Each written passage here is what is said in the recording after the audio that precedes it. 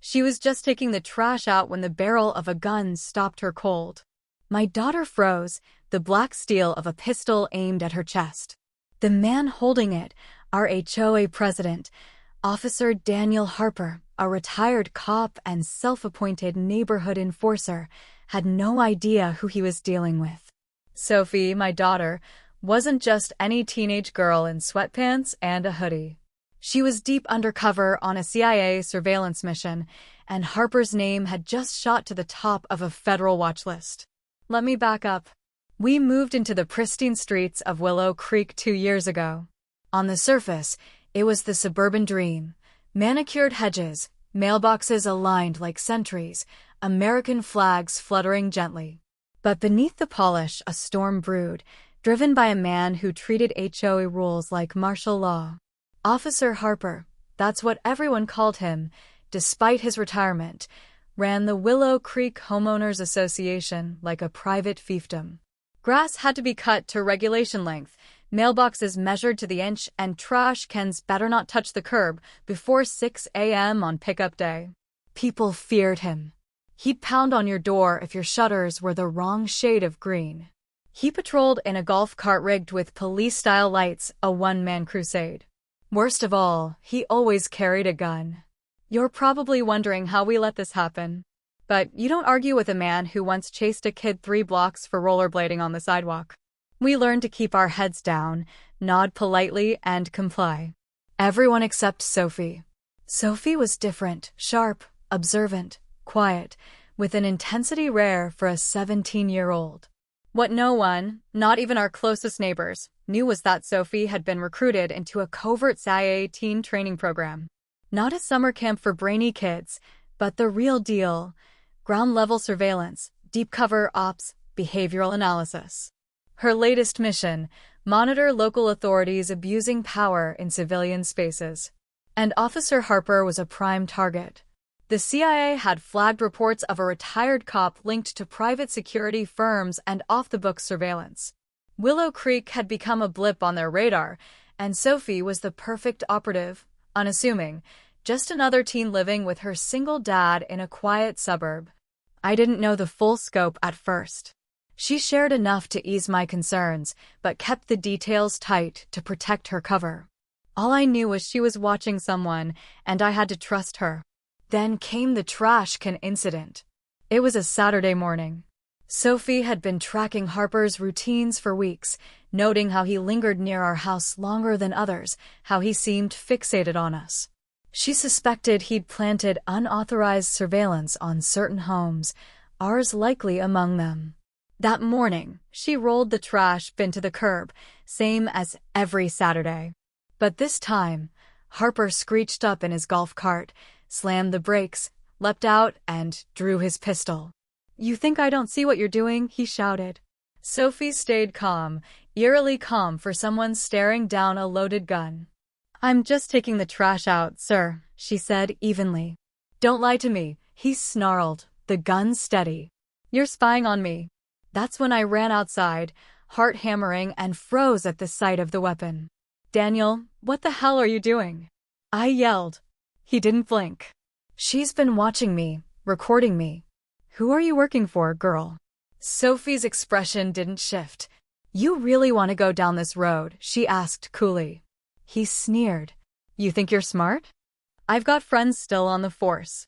I know how to handle threats." Then she did something unforgettable. She reached slowly into her hoodie and pulled out a small black badge, no lettering, just a symbol. Harper stared at it, his grip on the gun faltering. His face shifted, not just confusion, but fear. "You've been flagged for multiple surveillance violations," she said, voice ice cold. "I'm not your enemy, Daniel. But the agency I work for is very interested in your operations." I didn't fully grasp it then, but Harper did. He lowered the gun, backed away, and muttered, "This isn't over," before speeding off in his cart. Sophie turned to me. "We need to talk." That night, she laid it bare. Harper was tied to a rogue network of ex-law enforcement officers using HOAs as fronts for illegal surveillance. They monitored residents, intercepted Wi-Fi signals, and built dossiers on undesirables, immigrants, LGBTQ families, activists, single parents like me. The CIA had been tracking these groups for years, but they were slippery, hiding behind community rules while collecting data and shadow profiles. Harper was a small cog but volatile, with access to weapons, old police contacts, and a paranoia that made him dangerous. Sophie's task was to gather intel, confirm his activities, and map his network. But after that confrontation, her mission escalated. The next day, a black SUV with tinted windows parked outside. A woman in a dark suit, introducing herself only as Agent Carter, knocked and spoke to Sophie privately for an hour. When they finished, she turned to me. "Your daughter is exceptional. She's been moved to active status, effective immediately." It hit me. Sophie wasn't just training anymore. She was a full operative. In the weeks that followed, the CIA moved swiftly. They set up discreet surveillance on Harper's house, phone taps, movement logs, the works. One night, Sophie came into the kitchen, still in her hoodie and jeans, and handed me a small device. "What's this?" I asked. "A bug," she said. "He put it under our mailbox. I found it this morning." That was the final piece. Within 48 hours, Harper was arrested, not publicly, to avoid neighborhood gossip.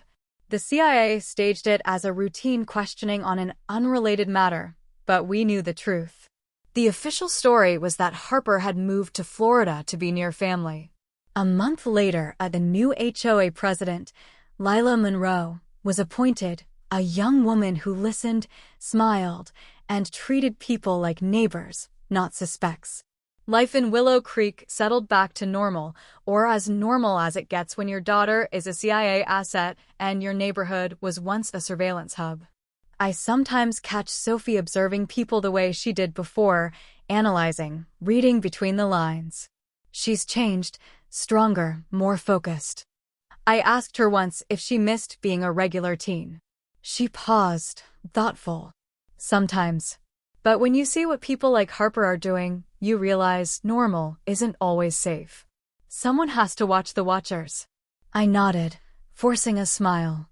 "Just don't get caught again, okay?" She grinned. "That was the plan all along." With that, she grabbed her hoodie and slipped out into the night, vanishing like she always did, a girl on a mission. Harper's network was dismantled, his surveillance gear confiscated, and his allies quietly neutralized by the agency. Willow Creek became just another quiet suburb again, its secrets buried. But I'll never see a manicured lawn or a friendly wave the same way. Behind every picket fence, there could be shadows deeper than anyone guesses. And sometimes, the smallest threat, a teenager with a trash can, brings the whole system crashing down. Sophie's mission succeeded, Harper's reign ended, and Willow Creek was free from his grip for good.